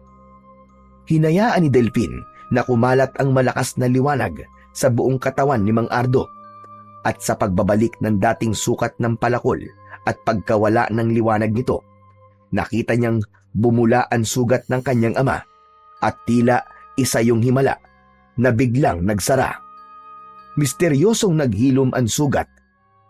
Bumangon sa higaan si Mang Ardo at niyakap ng maigpit ang anak na si Delphine. Napahagulgul siya ng iyak dahil parang bula na naglaho ang galit niya para sa kanyang ama. Pagkatapos ay humingi ito ng tawad sa kanya habang patuloy na umiiyak. Tay, masama po talaga ang loob ko sa inyo eh. Dahil iniwan niyo po kami ni nanay. Pero po nang makita ko po kayo sa ganyang kalagayan, hindi ko po pala kayang mawala kayo, Tay. Hindi ko po pala kayang tuluyan niyo na po kaming iwanan ni nanay. Totoo, Apo. Sinubukan niyang puntahan kayo. Pero hinarang siya ng mga aswang at nakagat siya sa dibdib. Nahawa siya ng pagiging aswang. Kaya naman, hindi niya na sinubukan magpakita sa inyo. Ayaw niyang masaktan ng nanay mo. Kaya isinakripisyo niya ang sarili niya para sa kaligtasan niyong dalawa. Diyos ko, hindi ko po alam na yun pala ang totoong nangyari sa tatay ko. Tay, patawarin niyo po ako. Nagtanim po ako ng galit sa inyo, Tay. Gumanti ng yakap si Mang Ardo at sinabi nitong wala siyang dapat na ihingi ng tawad dahil wala namang may gusto sa mga nangyari. Pero, paano pong nakarating ang palakol sa sirang simbahan, Lolo? Dahil bumalik si Ardo para magiganti gamit ang palakol, umaasa siyang kapag mapapatay niya ang mga aswang, mawawala ang hawa niya sa katawan ng pagiging aswang batakal. Kaya lang, ay nabiyag din siya ng mga ito. Ngunit mabuti na lang at nakatakas siya. Pero nakuha sa kanya ang palakol at hindi ko alam na itinago pala ni Doming ang sandata sa sirang simbahan. Pero Lolo, kung ang palakol po ay kontra sa mga aswang, paano po nahawakan ni tatay ang palakol at paano rin po nahawakan ni Mang Doming kung mga aswang po sila? Isa sa kahinaan ng kapangyarihan ng palakol ay ang kulay pulang goma sa hawakan nito. Yun ang magsisilbing lakas sa sino mang may hawak nito. Kung sino ang may hawak sa palakol, Yun ang kakampi o kaibigan ng sandata. Hindi umiepekto ang kapangyarihan ng palakol sa nilalang o tao na may hawak nito. Kaya po pala, nagawang hawakan ni Mandoming ang palakol para itago sa simbahan. Sadya po palang mapanganib ang kanilang lahi dahil magagawa po nilang makapanghawa ng pagiging aswang. Lolo, saan nga po pala nakuha ni tatay ang palakol? Paano po nyo nalamang may bisang manggamot ang sandata? Nakuha niya ang palakol sa luma kong baul at yun ang ginamit niya laban sa aswang. Bumalik siya para maghiganti. Walang kaalam-alam si Ardo na ang mismong palakol na dala niya ang gamot pala sa kagat ng aswang sa kanya. Nalaman ko lang nang makuha ko lumang sulat ng lolo ko. Matagal na nagtiis si Ardo sa sakit ng sugat niya. Kaya naman naisip kong kunin ulit ang palakol sa lugar na yon. Yun ang totoong dahilan kung bakit siya nakipaghiwalay sa iyo, Lora, at mas pinili niyang hindi kayo makita. Kaya pala, sinabi niyang wag ko na siyang habulin, tay. Yun pala'y may nangyari na sa inyo, Ardo. Tay, patawarin niyo po ako kung hindi ko kayo hinayaang magpaliwanag. Nagalit po ako sa inyo ng matagal. Naluluwang niyakap ni Mang Ardo si Delfin. Ganon din si Aling Lora na yumakap sa mag-ama nito. Habang si Lolo Tupi naman ay hindi maipaliwanag ang kasiyahan sa muka at naluluwang napapangiti sa magandang eksenang nakikita. Isang tagpong hinding-hindi makakalimutan ni Delfin kung paano siyang tinuruang maging matapang at mapanuri sa mga taong nakakasama. Dahil nagsimula ang lahat sa pagbibigay nila ng tiwala sa mga tao na nagpapakita ng huwad na kabutihan sa kanila. Kailangan nating magdiwang. Magaling na ang anak ko. Bumalik pa ang pamilya niya at makakasama ko na ang apo ko. Isang kumpleto at masayang pamilya. Lolo Tupi, tuluyan na po bang nawala ang hawa ng pagiging aswang ni tatay? Oo naman na po. Kaya salamat sa ating Panginoon dahil hindi niya hinayaan tuluyang mapahamak tayo sa kamay ng mga aswang batakal. Lagi mong tatandaan na lagi tayong humingi ng tawad sa Diyos at marunong ka ring magpatawad sa mga taong nakakagawa sa iyo ng kasalanan. At piliin mo palagi ang maging mabuti sa iyong kapwa. Salamat na lang po talaga, Tatay Tupi. Buhay pa ang asawa ko at hindi niya hinayaang masira ang pamilya namin. Napuno ng kaligayahan ang mga puso nila habang masasayang nag-uusap at nagkapatawaran. Kinalimutan nila ang nakaraan at muling namuhay ng magkakasama. Buo ang pamilya at walang takot sa banta ng aswang na batakal. Itinagong tuluyan ni Delfin ang mahiwagang sandata niyang palakol bilang pagtigil sa pakikipaglaban sa mga aswang na tuluyan ng naglao na parang mga bula. Dahil ayon nga sa Jeremias 17:5, ganito ang sabi ng Panginoon, sumpain ang tao na tumitiwala sa tao at ginagawang laman ang kanyang bisig, at ang kanyang puso ay humihiwalay sa Panginoon. Isang matinding paalala na ang pagtitiwala sa tao kaysa sa Diyos ay naglalayo sa atin sa Kanya. Hindi lahat ng taong nakangiti ay may mabuting intensyon at hindi lahat ng salita ay dapat paniwalaan kagad. Minsan, ang sobrang pagtitiwala ay nagiging daan sa pagkabigo, panloloko o pagkasira ng tiwala.